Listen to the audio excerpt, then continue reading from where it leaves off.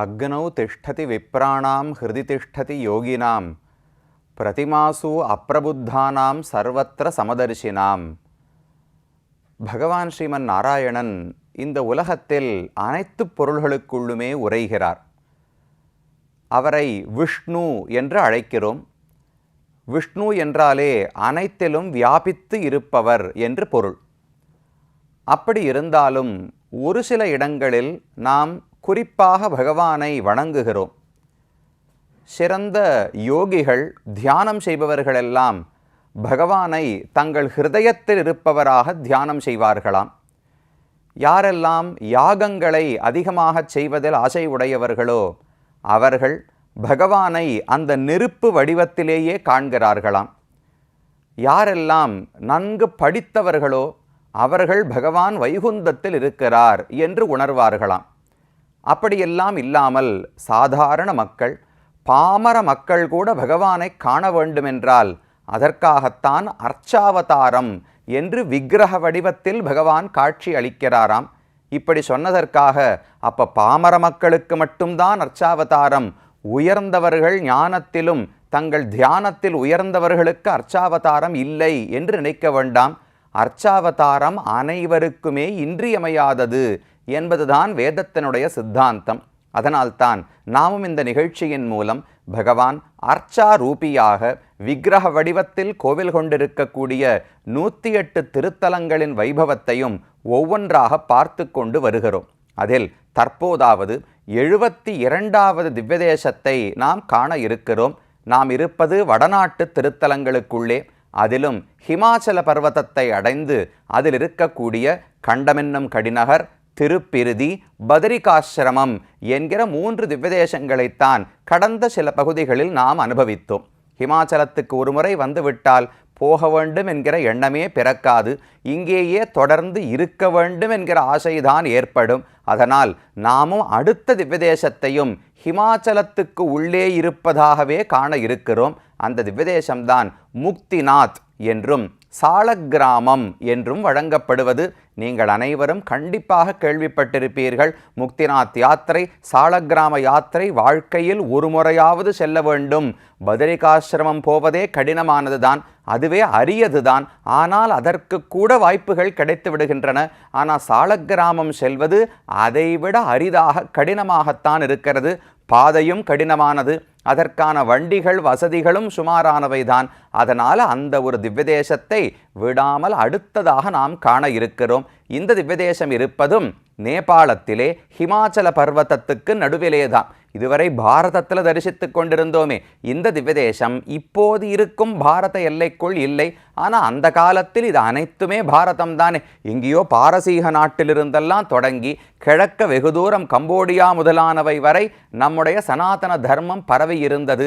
அதனால் பகவானுடைய இந்த திவ்யதேசம் முக்திநாத் என்று பகவானுக்கே முக்தி நாராயணன், முக்திநாதன் என்று பெயர் சொல்லப்படுகிறது. இடத்துக்கு சாலக்கிராமம் என்று சம்ஸ்கிருதத்திலே பெயர் வழங்கப்படுகிறது. நேபாள தேசத்தில் காட்மாண்டு என்று அவர்களுடைய தலைநகரம் இருக்கிறதே, அதற்கும் மேலே வடக்கு நோக்கி சென்றோம் என்றால் இந்த சாலக்கிராமம் என்கிற இடத்தை வந்து அடையலாம். இந்த பெயரை கேட்டவுடனேவே உங்களுக்கெல்லாம் நினைவுக்கு வரக்கூடியது சின்னதாக நம்முடைய இல்லங்களில் வைத்து ஆராதனம் செய்கிறோமே, அந்த சாலக்கிராம மூர்த்தி, சாலக்கிராம கற்கள் நினைவுக்கு வருகின்றன. அது கிடைக்கக்கூடிய இடமும் இந்த திவ்யதேசம்தான். அதனால தான் திவ்யதேசத்துக்கு சாலக்கிராமம்னு பெயரே ஏற்பட்டது. ஊருக்கு முக்திநாத், பெருமானுக்கும் முக்திநாதன்னு பெயர் உண்டு. இந்த கற்கள் அழகான கல்வடிவத்தில் பகவான் இங்கு நமக்கு கிடைக்கிறபடியாலே அவருக்கும் சாலக்கிராமநாதன் பெயர், அந்த ஊருக்கும் சாலக்கிராமம்னு பெயர் ஏற்பட்டது. அப்போ அர்ச்சாவதாரம் தான் எளிய மக்களுக்கான வடிவம் என்று கொண்டோம் என்றால் அதிலும் மிக எளிமையான வடிவம் சாலக்கிராமமூர்த்தி என்று கொள்ள வேண்டும். என அர்ச்சாவதாரத்தில் கூட ஒரு ஆகமத்தோடு கூட ஒரு கோவிலில் பகவான் பிரதிஷ்டை செய்யப்பட்டிருக்கிறார் என்றால் சட்டென்று நாம் போய் அவரை தொட்டுவிட முடியாது, கர்ப்பகிரகத்துக்குள் நுழைந்து விட முடியாது. ஆனால் நாமும் பகவானை தொட வேண்டும் என்கிற ஆசை இருக்கும், நாமும் அவருக்கு பூஜை செய்ய வேண்டும் என்கிற ஆசை இருக்கும். அதுவும் எப்போது பார்த்தாலும் ஒரு கோவிலுக்கு அருகில் நாம் இருப்போமான்னு தெரியாதே. அதனால் நம்முடைய இல்லங்களிலேயே கோவில் கொள்வதற்காகத்தான், நம்மிடத்தில் தினமும் பூஜைகளை பெற்றுக்கொள்வதற்காகத்தான் இந்த சின்ன கல் வடிவத்திலே பகவான் காட்சி கொடுக்கிறாராம். அது இந்த ஊருக்கு இருக்கக்கூடிய சிறப்பு. முக்திநாத் சாலக்கிராமம் என்பது ஸ்வயம் வியக்த க்ஷேத்திரங்களுக்குள்ளே ஒன்றாக கருதப்படுகிறது. கீழே பத்ரிகாசிரமம் பார்க்கும்போதும் இதை பற்றி தெரிவித்தேன். அதே போல சாலக்கிராமம் முதல்ல ஸ்ரீரங்கம், இது ஒரு ஸ்வயம் வியக்த க்ஷேத்திரம். அதாவது ஒரு சிற்பியால் ஏற்படுத்தப்பட்ட திருமேனி கிடையாது, தானாக பகவான் இந்த வடிவத்தோடு தோன்றினார். ஸ்ரீரங்கம், ஸ்ரீமுஷ்ணம், வெங்கடாத்ரி, சாலக்கிராமம், நைமிஷாரண்யம், வானமாமலை, தோதாத்ரி, புஷ்கரம், அதே போல பத்ரிகாசிரமம், இந்த 8ம் தான் ஸ்வயம் வியக்த க்ஷேத்திரங்கள் என்று சொல்லப்படுகின்றன. அதிலே ஒன்றுதான் இந்த சாலக்கிராமம் என்பது. ஹிமாச்சல பர்வதத்துக்கு நடுவிலே, அதுவும் ரொம்ப உயரம். பத்ரிகாசிரமம் கூட நாம் சுமார் 10,000-10,500 அடி உயரத்தில் இருக்கிறது. கடல் அளவிலிருந்து அவ்வளவு உயரம்னு பார்த்தோம் அல்லவா. இந்த சாலக்கிராமமூர்த்தியினுடைய கோவில் இருப்பது 12,000 அடி உயரத்தில் இருக்கிறது. அதுவும் இதை சுற்றி இதைவிட பல உயரமான மலைகள் எல்லாம் இருக்கின்றன. இதற்கு போவதே ரொம்ப கடினமான பாதை தான். இந்த காலத்தில் நிறைய வசதி வந்து விட்டதுன்னு சொல்ல வேண்டும். விமான வசதி இருக்கு, ஜீப்பு இருக்கு, இதெல்லாம் இருந்தும் சற்று சிரமப்பட்டுத்தான் இந்த திவ்யதேசத்தை சென்று அடைய வேண்டும். சின்ன சின்ன குழுக்களாக, அப்படியே 1000 பேர் போனோம், 500 பேர் போனோம்லாம் போக முடியாது.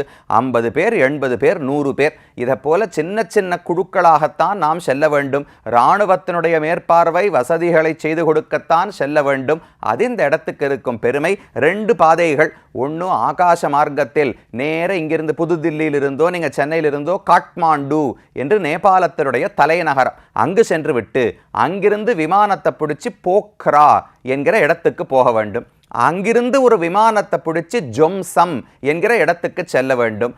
அந்த ஜொம்சத்திலிருந்து விமானம் எல்லாம் கிடையாது. ஒன்று ஜீப்பில் போகலாம், இல்லாவிட்டால் குதிரையில் போகலாம், இல்லாவிட்டால் நடந்து போகலாம். இப்படி 3 வழிகள். அந்த கடைசி ஒரு பகுதி மட்டும் ஜீப்பில் போனாலும் உடம்பு இடுப்பெல்லாம் விண்டு போயிடும். பாதை அப்படித்தான் இருக்கும். குதிரையில் போனாலும் கேட்கவே வேண்டாம், கண்டிப்பாக உடல் வலி இருக்கும். நடந்து போனால் ஒரு 5-6 மணி நேரமாகும் ஜொம்சத்திலிருந்து முக்திநாத் பெருமானை சேவிக்க தரிசிக்க செல்வதற்கு. இந்த 3 வழிகள் தான். போக்ரா வரும் வரைக்கும் விமானத்தில் வந்துடலாம். அதற்கு ஒரு பாதை காட்மாண்டு போய் செல்வது. இல்லாவிட்டால் கோரக்பூர்னு இருக்கே, உத்தரப்பிரதேசத்தில் கோரக்பூர் இருக்கே, அங்கிருந்து வடக்கு போனாலாம் சொனாலி என்று ஒரு இடம். அங்கே தான் பார்டர் இருக்குது. அந்த பார்டர் கிராசிங் வழியாக உள்ளே போனாலும் அங்கிருந்து போக்ரா வந்து, போக்ராவிலிருந்து ஜொம்சம் வந்து, ஜொம்சத்திலிருந்து நாம் புறப்பட்டு முக்திநாத்தை பெருமானை சேவிப்பதற்காக வருகலாம். இப்படி 2 பாதைகள் இருக்கின்றன. இதில் முதல் பகுதி பார்த்தோம் என்றால் போக்ராவிலிருந்து போக்ரா வரைக்கும் எப்படியோ வந்துடுறோன்னு வச்சுங்களேன். போக்ராவிலிருந்து ஜொம்சம் போவதற்கு விமான வசதிகள் இருக்கின்றன. ஆனால் ரொம்ப ஜாக்கிரதையாகத்தான் அந்த விமானங்களை அரசாங்கமே நடத்துகிறது. நாம ஜாக்கிரதையா இருக்கிறது கிடையாது. அந்த விமானம் எப்படி பறக்கணும்னால் 2 பக்கம் 2 மலைத்தொடர்கள் இருக்கும். இந்த பக்கம் தௌலகிரி மலைத்தொடர்னு ஒரு தொடர், இந்த பக்கம் அன்னபூர்ணா மலைத்தொடர்னு ஒரு மலைத்தொடர். 2 சாதாரணம் இல்லை, 8100 மீட்டர். இது வரைக்கும் அடியன் சொல்லிட்டு இருந்தது 12,000 அடி. சாலக்கிராமத்துக்கு சொன்னேன் 8000 சொச்சம் மீட்டர்னா 3 பெருக்கிக்கோங்க. அவ்வளவு அடிகளுக்கு கிட்டத்தட்ட 24,000 அடி இருக்க வேண்டும். அப்படி 2 மலைத்தொடர்கள். அன்னபூர்ணா மலைத்தொடர் கிழக்கு பக்கம் இருக்கு, தௌலகிரி மலைத்தொடர் மேற்கு பக்கம் இருக்கிறது. 2த்துக்கு நடுவில் நம்முடைய விமானம் பறந்து செல்ல வேண்டும். போக்ராவிலிருந்து ஜொம்சம் போகணும்னா இந்த 2 மலைத்தொடர்களுக்கு நடுவில் போகணும். போகும்போதே ரொம்ப அழகான காட்சிகள். பல இடங்களில் தொலைவில் அப்படியே பனி மூடப்பட்ட சிகரங்களை எல்லாம் காணலாம். அதுவும் காலை பொழுதுல தான் அநேகமாக விமானங்கள் இருக்கும். காலை ஒரு 6:30-7 மணிக்கு தொடங்கினால் 11 மணியோடு விமான வசதி மூடப்படுகிறது. அதற்குள் போய் வந்தால் மட்டும்தான் உண்டு. ஏனென்றால் 10:30-11 மணி தாண்டி விட்டால் அந்த 2 மலைத்தொடர்களுக்கும் நடுவில் காற்று வீச தொடங்கிவிடுமாம். அந்த பலமான காற்றில் விமானத்தை எல்லாம் இயக்க முடியாது. அதனால் ஓட்டுவதே கிடையாது. காலையில் 11 மணிக்குள்ள போக்ராவிலிருந்து ஜொம்சம் போனா உண்டு. இல்லையா பல நாட்களுக்கு இன்றைக்கு வானிலை சரியில்லை, அப்படி ஏதோ காற்று வேகமாக அதிகமாக இருக்கிறதுன்னு சொன்னால் இன்னைக்கு ஃப்ளைட் கேன்சல்டு, இன்னைக்கு விமானமே கிடையாதுன்னு சொல்லிவிடுவார்கள். இன்னொரு ஒரு நாள் தங்கி அடுத்த நாள் தான் நான் விமானத்தை பிடித்து போக வேண்டும். அதற்கும் தயாராகத்தான் போனோம். நான் இந்த ஊரில் யாத்திரை போகிற மாதிரி இத்தனை மணிக்கு ட்ரெயினை பிடிக்கிறேன், இத்தனை மணிக்கு இறங்குறேன், முதல் விதேசம் 8 மணிக்கு, 8:30க்கு 2வது, 9க்கு 3வது, 9:30க்கு 4வது, ஒரே நாளில் 10 விதேசம் முடித்தேன், ரயிலில் பிடிச்சேன், திரும்ப ஊருக்கு வந்தேன். இப்படியெல்லாம் பண்ண முடியாது. அந்த பெருமான் நமக்கு நிஜமாவே ஆசை இருக்கிறதா, ஒரு நாள் தங்கி இருப்பானான்னு சோதித்து பார்த்து தான் காட்சி கொடுப்பார். அப்போ போக்கராவிலிருந்து அந்த விமானம், சின்ன விமானம் தான், ஒரு 15 பேர் தான் ஒரு சமயத்தில் போகவே முடியும். அதுவும் அந்த விமானம் அந்த 2 மலைத்தொடர்களுக்கு நடுவில் போகிறச்சே கீழெல்லாம் பார்த்தா பச்சை பசேல்னு செடிகளெல்லாம் முளைத்திருக்கும், ஒரு போர்வை விரித்தார் போல இருக்கும். மேலே இருக்கிற சிகரங்களில் மட்டும் முழுக்க வெள்ளி பூத்தார் போலே, அப்படி ஒரு வெள்ளி கவச்சம் போட்டது போல பனி மூடி இருக்கும். அப்படி சூரியன் அதில் உதிப்பார். சூரிய ஒளிப்பட்டு ஒரு பக்கம் வெள்ளையாக மின்னும், ஒரு பக்கம் தங்கத்தை போல மஞ்சளாக மின்னும். இப்படி பார்ப்பதற்கு ரொம்ப அழகான காட்சிகளோடு பயப்படாமல் போகணும். இப்படி விமானம் இப்படி ஆடினா கூட பயப்படக்கூடாது. காட்சிகளை எல்லாம் பார்த்து ஆனந்தமாக போக்ராவிலிருந்து ஜொம்சம் வரை நாம் போய் சென்று விடலாம். அதற்கு மேலே ஜொம்சத்திலிருந்து புறப்படுவதற்கு 3 வழிகள் உள்ளன.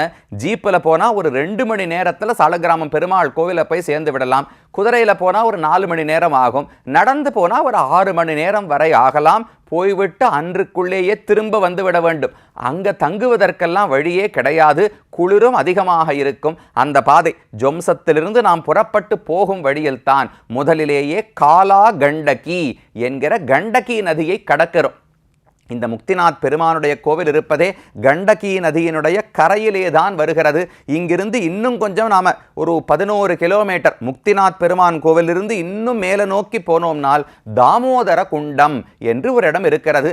அந்த இடப்பகுதியிலிருந்து தான் இந்த கண்டகி என்கிற நதி தொடங்கி அப்படியே நேர தெற்கு நோக்கி வந்து அதுக்கப்புறம் கிழக்க திரும்பி போய் மேலே ஒரு இடம், அந்த இடத்துல தான் கங்கையோடு சேர்ந்து இந்த நதி கலந்து விடுகிறாள். இதெல்லாம் இந்த இடத்துக்கு சோனேபூர்னு அந்த இடத்துக்கு பெயர். சோனேபூர் என்கிற இடத்துல கண்டகி போய் கங்கையிலே கலந்து விடுகிறாள். அதுக்கப்புறம் கிழக்கு கடலிலே போய் கலந்து விடுகிறாள்னு வைத்துக் கொள்ள வேண்டும். அந்த கண்டகி நதி அதனுடைய கரையிலே தான் நம்முடைய ஜீப்போ குதிரையோ என்னவோ போகும். அதை சில இடங்களில் தாண்டவும் செய்வோம். அங்கு நீராடுவதற்கு தெம்பு இருந்தால், ஆசை இருந்தால், நன்னா குளிர் இருக்கும். அந்த குளிர்ந்த தண்ணீரிலே நீராடியும் கொள்ளலாம். பகவானுடைய சாலக்கிராம மூர்த்திகளே கிடைக்கக்கூடிய நதி அந்த நதி தான். வேற உலகத்தில் எங்கே தேடினாலும் கிடைக்காது.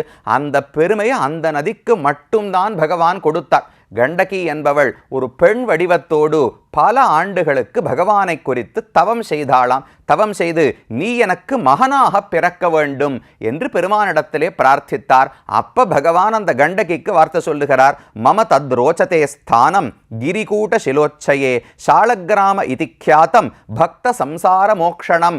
கண்டகி நதியே, எனக்கு இந்த சாலக்கிராமம்னு ஊர் இருக்கிறதே, அது பெரிய கிரிகூட்ட சிலோச்சையே, உயர்ந்த சிகரங்களுக்கு நடுவில் இருக்கக்கூடிய சாலக்கிராமம் என்கிற ஊர் என்கிற ஸ்தானம் மம ரோச்சதே, எனக்கு மிகவும் விரும்பப்பட்டதாக இருக்கிறது.